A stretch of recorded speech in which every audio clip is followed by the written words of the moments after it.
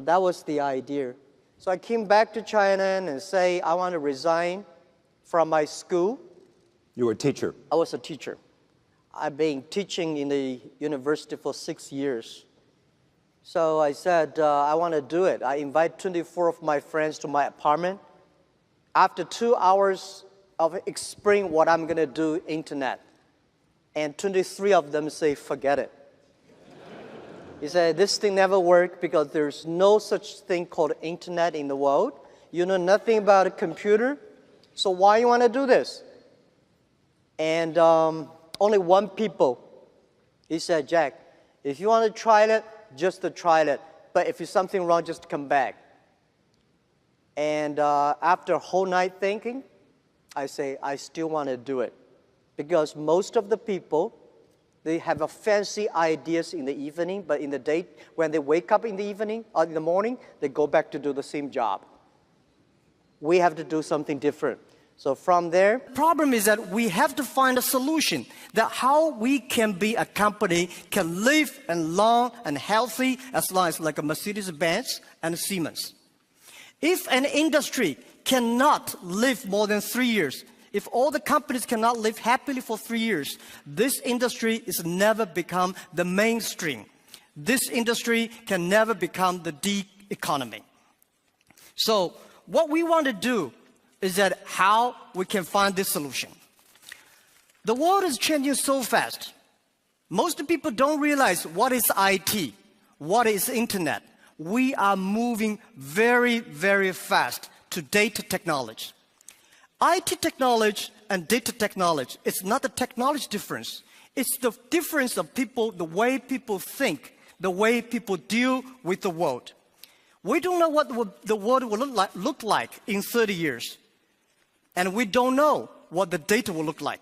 But we are sure that the whole world in next 30 years will be changed. If the first and the second innovation and technology revolution relieve or liberate the human strength, the physical strength, this revolution release and liberate the strength of a human brain, the innovation. The future world, we believe, will be connected, not by oil, not by other things, but by data. The future world, the business is C2B, not B2C. C2B is consumer to business, not business to consumer. Because you have a lot of data, because of the data, the manufacturer must do customized things. Otherwise, manufacture will be very difficult. In the future, all the manufacturers, they make the machines. The machines can not only produce the products, the machines must talk. The machine must think. And the machine is not going to be supported by oil, by electricity. The machine is going to be supported by data. The future world, business will not focusing on the size. Business will not focus on standardization and the power. They will focused on the flexibility, nimbleness, customization, and user friendliness. And also, I strongly believe the future world, we are going to have a lot of women leaders because in the future, people not only focus on the muscles, powers, they focus on wisdom, they focus on careness and responsibility.